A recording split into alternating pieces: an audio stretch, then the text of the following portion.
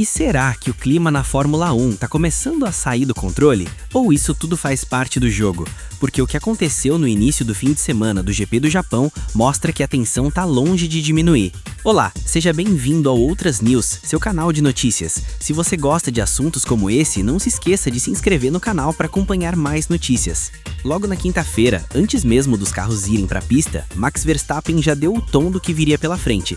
Durante as entrevistas obrigatórias do chamado Media Day, aquele momento em que pilotos encaram jornalistas do mundo inteiro, o tetracampeão simplesmente se recusou a falar enquanto um repórter específico estivesse presente. E não foi qualquer situação constrangedora, foi direto, seco e sem rodeios. Ele basicamente expulsou o jornalista dali.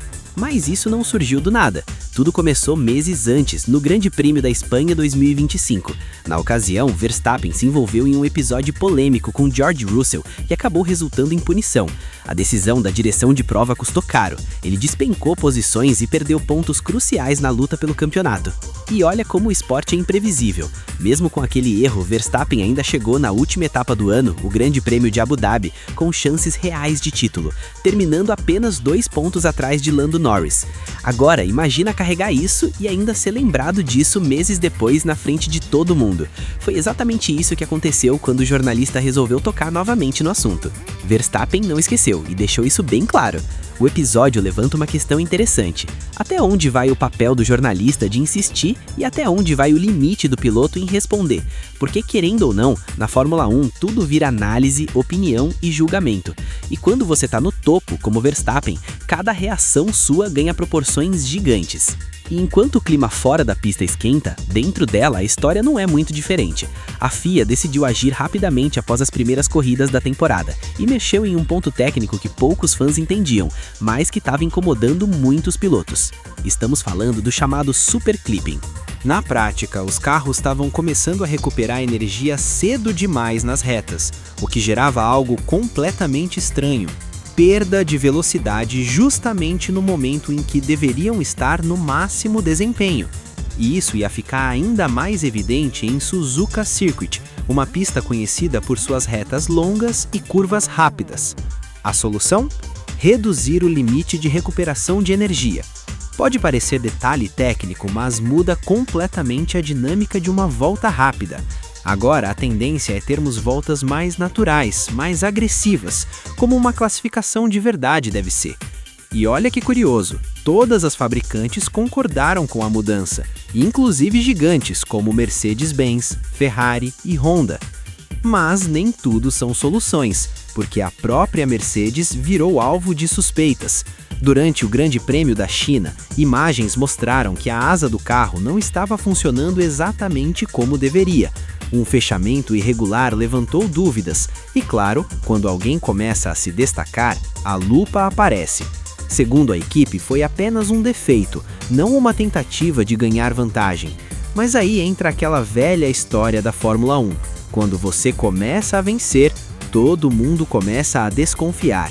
E isso ficou ainda mais evidente nas declarações de George Russell, que basicamente disse que outras equipes estão tentando frear o avanço da Mercedes. Enquanto isso, do outro lado, a Ferrari não esconde a irritação com mudanças recentes no regulamento. Para eles, não faz sentido adaptar regras aos carros. Os carros é que deveriam se adaptar às regras. E no meio dessa discussão toda, surge um contraste interessante. De um lado, pilotos como Verstappen criticando o atual momento da Fórmula 1, chegando a comparar com um videogame.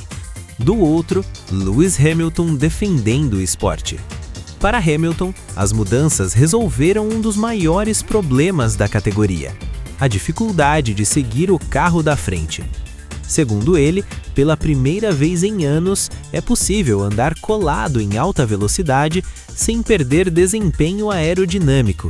Ou seja, o que para uns é problema, para outros é evolução. E talvez isso explique tudo, porque quem está na frente tende a gostar mais das regras atuais, e quem perdeu espaço, nem tanto.